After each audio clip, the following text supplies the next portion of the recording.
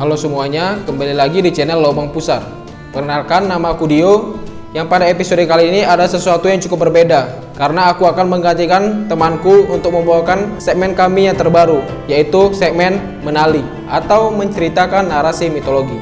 Bagi yang baru hadir di channel ini, nantinya kami akan membahas tentang horor, mitologi, dan konspirasi. Baik, pada episode pertama di segmen ini, aku akan menceritakan sebuah kisah yang sangat melegenda. Dan pasti dari kalian pernah mendengar kisah tersebut. Kalau yang pernah nonton film Avengers, child, things will get brighter. Then bring it down hard. Someday, put it together. What are you doing? Hands off, bro. pasti tahu sosok karakter kayak Thor, Loki, dan Odin atau siapalah ya kan. Yap, kisah yang akan aku ceritakan adalah legenda dari mitologi Nordik beserta 9 dunia yang terdapat di dalamnya. Baik, tanpa berlama-lama lagi, mari kita mulai saja pembahasannya.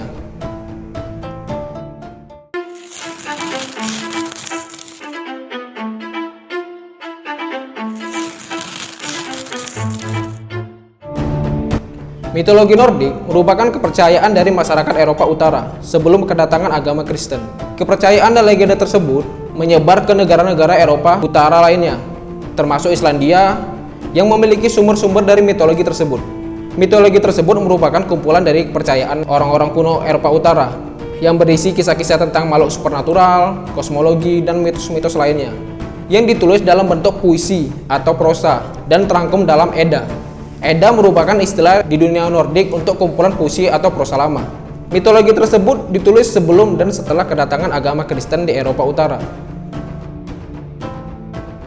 Dalam cerita rakyat Skandinavia, mitologi tersebut masih bertahan, dan di daerah pedesaan tradisi-tradisi kuno tersebut masih terlihat sampai sekarang.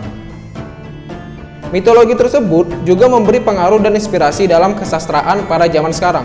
Bangsa Skandinavia sesungguhnya merupakan kumpulan bangsa-bangsa yang mendiami daerah Eropa bagian utara. Mereka terdiri dari bangsa Norwegia, Denmark, Swedia, dan sebagian dari daerah Jerman dan Islandia. Bangsa Skandinavia sering disebut juga bangsa Norsemen atau Northmen, yang berarti orang utara. Orang Skandinavia yang paling dikenal adalah orang-orang Viking atau para petualang dan bajak laut dari Norwegia. Bangsa Skandinavia juga memiliki kepercayaan sendiri tentang dewa-dewa yang melindungi mereka dan bagaimana dunia ini diciptakan oleh mereka. Akan tetapi, jarang sekali mitos mereka ini dikenal luas oleh bangsa-bangsa lain. Berbeda dengan mitos bangsa Yunani yang lebih populer, padahal jika kita perhatikan lebih teliti kisah mitologi mereka, ada beberapa fakta yang sangat mirip antara kisah dewa-dewa di dunia ini, baik itu Yunani atau Skandinavia. Di dalam catatan sejarahnya, orang-orang zaman dahulu banyak yang menganut paganisme, yaitu aliran kepercayaan yang memuja dewa-dewa. Para dewa ini dianggap sebagai pencipta alam semesta dan manusia. Demikian juga yang terjadi dengan bangsa-bangsa di Eropa Utara. Tetapi karena campur tangan para sejarawan Kristen di abad pertengahan, mengakibatkan banyaknya perubahan terhadap kebudayaan dan cara pemujaan mereka. Pada zaman dahulu, kepercayaan pada umumnya melibatkan persembahan berupa makhluk hidup, bahkan manusia sebagai persembahannya. Hal ini tentu saja sangat bertentangan dengan kebudayaan agama modern saat ini. Sebagai akibatnya, banyak juga mitologi dan legenda mereka hilang dan tidak lagi tercatat, atau beberapa tidak dapat dipastikan lagi keasliannya karena tidak adanya dukungan bukti dan fakta yang ada. Karena mitologi ini banyak bermunculan di berbagai belahan Eropa Utara, maka ada beberapa macam versi mengenai mitologi ini. Biasanya terjadi karena mitologi tersebut disesuaikan dengan daerah yang bersangkutan. Begitu juga dengan nama-nama para dewa dan peranan mereka, serta kejadian-kejadian penting di dalam mitologi tersebut. Misalnya seperti Odin, dikenal juga dengan nama Wotan di Jerman, atau Woden di Inggris. Dalam mitologi Nordik, dikenal adanya 9 dunia, yang mana 9 dunia tersebut dihubungkan oleh pohon Yggdrasil. Pohon Yggdrasil merupakan pusat dunia. Pada cabang-cabang dan akar-akarnya, terdapat dunia-dunia yang berbeda. Sebelum disebut Yggdrasil, pohon ini juga dinamai Mimamedir oleh masyarakat Nordik kuno, yang berarti penyangga alam semesta. Pohon ini memiliki 3 akar yang menjulang ke atas, menuju Niflheim, Jotunheim, dan ke Asgard. Kemudian di dasarnya terdapat 3 sumur, yaitu Udabrenner atau sumur nasib yang diairi para Norn. Yang kedua, Hvergelmir atau ceret yang meraut yang merupakan tempat tinggal Nidak, yaitu sosok naga yang menggerogoti akar. Dan yang terakhir, Mimisburner, yaitu sumur Mimir atau bisa disebut juga sebagai sumber kebijaksanaan. 9 dunia dalam mitologi Nordik diciptakan oleh Odin dan saudara-saudaranya setelah membunuh Ymir, yaitu raksasa yang merupakan makhluk hidup pertama yang tercipta di alam semesta. Potongan tubuh Ymir inilah yang menjadi pondasi dunia yang mereka ciptakan. Ini dia 9 dunia dalam mitologi Nordik.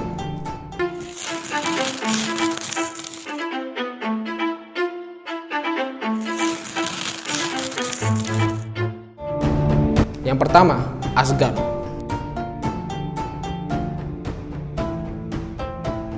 Tempat ini berada di tempat teratas atau tertinggi. Asgard adalah dunia para Aesir, salah satu ras dewa paling berkuasa, perusak, dan petarung. Tetapi bukan berarti mereka ras dewa yang jahat, karena dalam memelihara kehidupan dan alam semesta memang harus ada peperangan dan perusakan untuk keseimbangan dunia. Odin adalah penguasa di Asgard. Odin menikahi Frigga dan menjadikan mereka berdua sebagai raja dan ratu di Asgard. Di sana terdapat jembatan Bifrost, sebuah jembatan pelangi yang dapat menghubungkan Asgard dengan Midgard.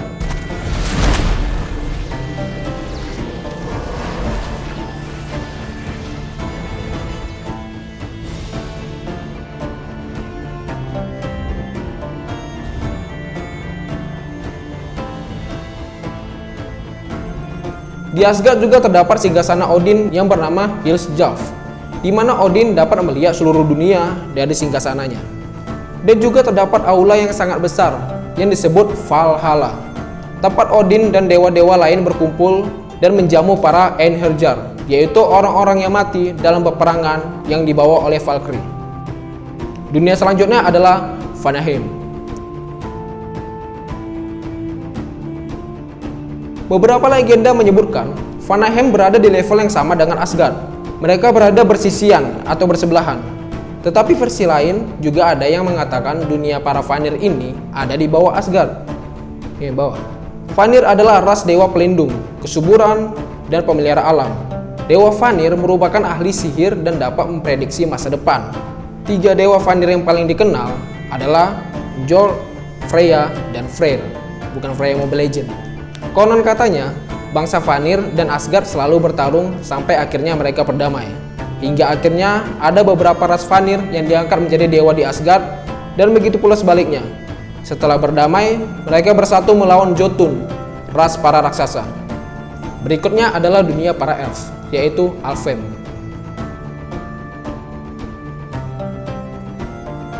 Alfheim adalah tempat yang paling dekat dengan Asgard. Wilayah ini dihuni oleh peri cahaya dan diyakini sebagai makhluk yang paling indah. Peri cahaya adalah dewa alam yang memberikan kesuburan dan terkadang juga membantu para manusia.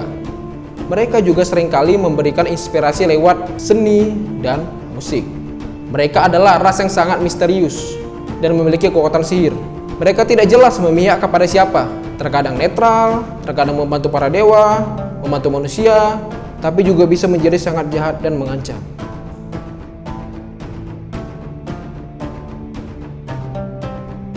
Yang keempat yaitu Midgard atau Middle Earth, merupakan rumah para manusia yang berada di pusat dunia dan tepat berada di bawah Asgard. Midgard dan Asgard dihubungkan oleh jembatan pelangi bernama Bifrost. Midgard dikelilingi oleh samudra luas yang di dalamnya bersemayam Jormungandr, yaitu monster ular raksasa yang merupakan anak dari Loki dan raksasa Angerboda.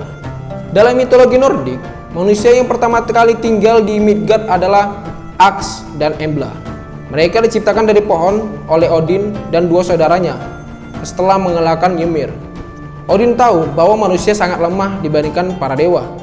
Oleh karena itu, ia membuat lautan yang luas di mana pada laut tersebut terdapat ular raksasa yang melindungi para manusia. Kemudian, dunia Jotunheim. Selain para raksasa api yang menjadi musuh para dewa, ada juga ras raksasa yang tinggal di Jotunheim, yang juga menjadi musuh para dewa. Wilayah ini sebagian terdiri dari bebatuan dan hutan belantara. Walaupun terdapat hutan, tanah dari Jotunheim tidaklah subur. Para raksasa di sana hanya dapat bertahan hidup dengan memangsa ikan di sungai. Walaupun diceritakan para dewa adalah musuh bebuyutan bagi para raksasa, ada juga kisah di mana terdapat hubungan cinta antara Odin dan Thor dengan para ras raksasa. Dan juga Loki yang sebenarnya berasal dari Jotunheim, namun dapat tinggal dengan leluasa di Asgard. Selanjutnya, Nidavellir atau Inferno, tempat tinggal para dwarf atau kurcaci.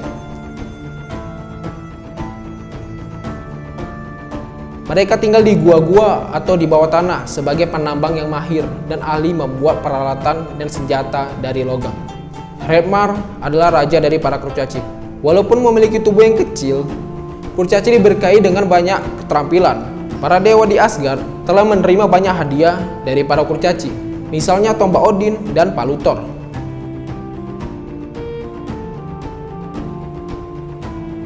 Berikutnya adalah Svartalfheim, dunia para Svartalfar atau Sword Elf, atau juga bisa disebut Dokalfar atau Dark Elf, yaitu kaum elf dari kegelapan.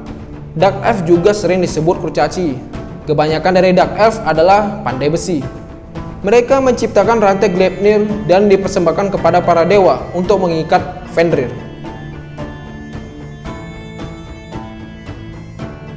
Svartalfheim ini adalah salah satu dari dua dunia yang ditempati para elf.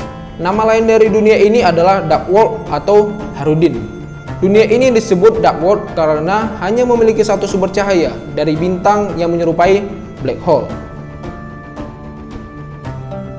Yang kedelapan yaitu Muspelheim. Adalah tempat panas yang penuh lava dan api. Tempat tersebut adalah tempat tinggal dari raksasa api yang dipimpin oleh Surtur. Raksasa yang kulitnya berupa lahar dan rambutnya adalah api, yang merupakan musuh abadi bagi para dewa. Nantinya api dari Muspel ini yang akan membakar habis jembatan Bifrost dan memulai perang Ragnarok. Di Ragnarok nanti, Surtur akan pergi dengan pedang api yang menyala di tangannya dan menyerang Asgard lalu mengubah Asgard menjadi neraka. Dunia yang terakhir yaitu Niflheim.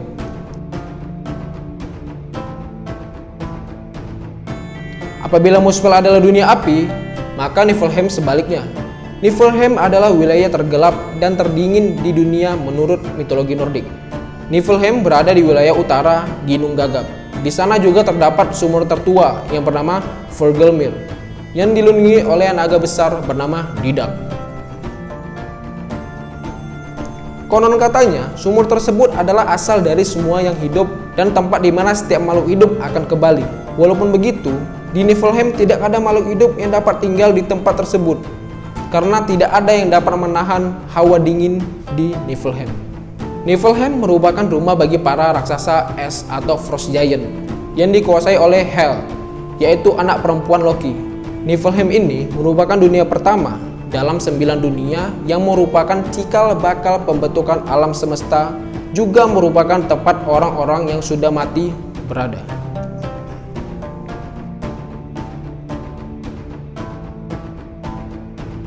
Baiklah, cukup sekian pembahasan kami mengenai kisah dari mitologi Nordik beserta 9 dunianya. Selanjutnya, aku akan membahas kisah atau mitologi menarik lainnya yang ada di belahan dunia. Mohon maaf apabila pelafalan saya banyak kesalahan, karena memang penulisan bahasa Nordik cukup sulit dibaca. Baik, terima kasih telah menonton. Mohon maaf apabila banyak kesalahan dalam proses penyampaian kami, dan sampai jumpa di video-video berikutnya.